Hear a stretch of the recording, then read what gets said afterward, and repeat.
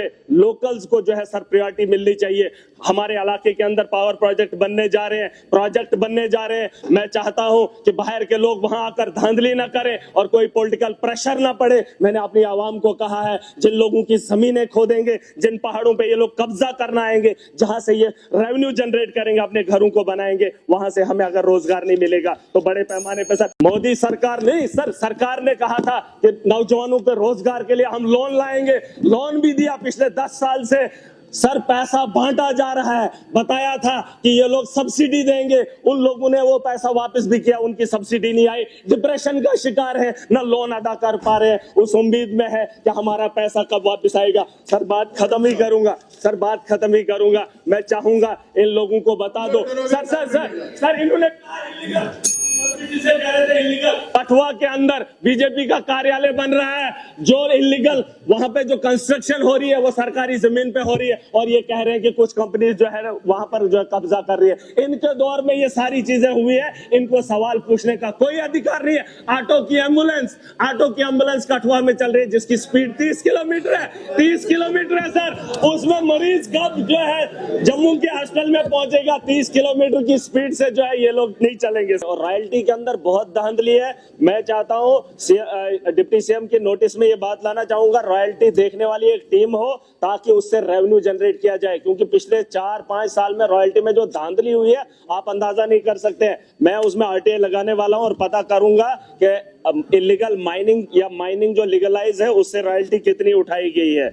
और मैं deputy CM साहब से उम्मीद करूंगा कि आने वाले बजट में इजाफे में माइनिंग का एक बहुत बड़ा योगदान रहना चाहिए। सर पीडब्ल्यूडी की बात है, टेंडरिंग टाइम पे नहीं होती है, जिस तरीके से हमारे एक दोस्त ने कहा, बहुत अच्छी बात कही, 3 महीने के अंदर हमारे काम होते हैं, लेकिन जब टाइम पे टेंडरिंग नहीं होती है तो काम शुरू ही नहीं होते हैं, ना वो कभी खत्म होते हैं।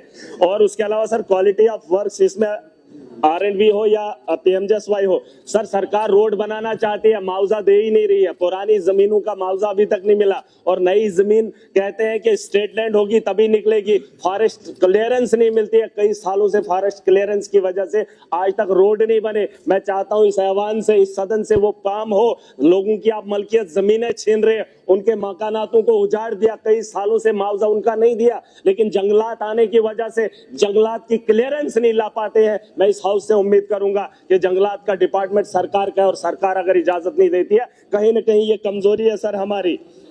उसके अलावा सर डिप्टी सीएम के नोटिस में लाना चाहूंगा, शेख साहब का भी एक सपना था, मुफ्ती सईद साहब का भी एक सपना था, डोडा और वो जो कश्मीर की ओर जाती है, घाटी की ओर जो हमारा रोड जाता है उसे नेशनल हाईवे के लिए, मैं चाहूंगा सुरेंद्र जी जो है उसमें थोड़ा सा अपना एक योगदान दे ताकि कश्मीर के साथ हम लोग मिले।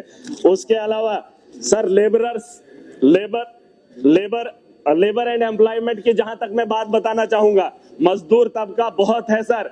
आज मैं कल की बात बता रहा हूं, कल होली का दिन था, महाकुंभ में मेला था, मेरे 2 नौजवान सर अजीत कुमार और विजय शर्मा, जिनके बारे में मैंने यूपी सरकार से उम्मीद की थी, रात को उन्होंने लाश नहीं दी, जिनकी उम्र एक की 20 साल है और एक की 21 साल है, रोजगार मांगने के लिए गए थे, उम्मीद से गए थे, वहां पर मौत होगी, लाश भी नहीं ले आए सर हम।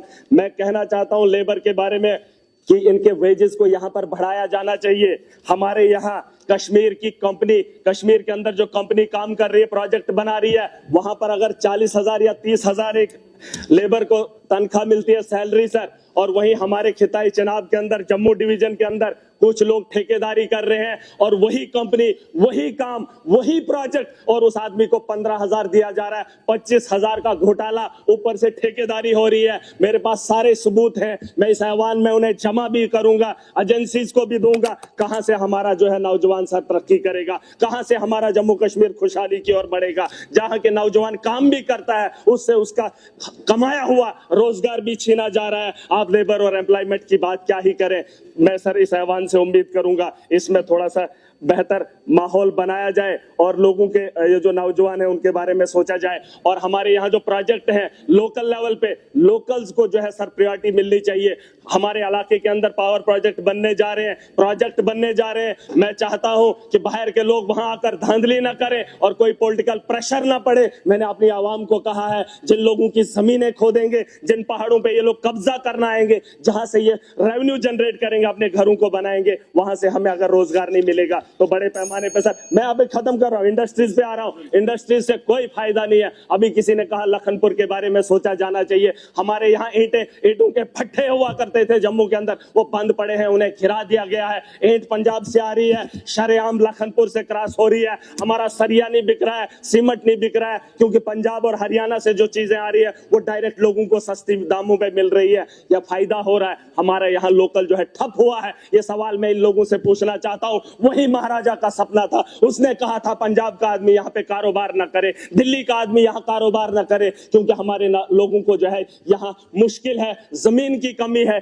जिस जमीन से हम पैदावार कर सकते, रेवेन्यू जनरेट कर सकते, उसी जमीन को बचाने के लिए और इन नस्लों को बचाने के लिए महाराजा का सपना था, जिस सपने को तोड़ा गया और ये लोग तालियां बजाने लगे थे। सर मैं बात खत्म कर रहा हूं, सर मैं बात खत्म कर रहा हूं। और सर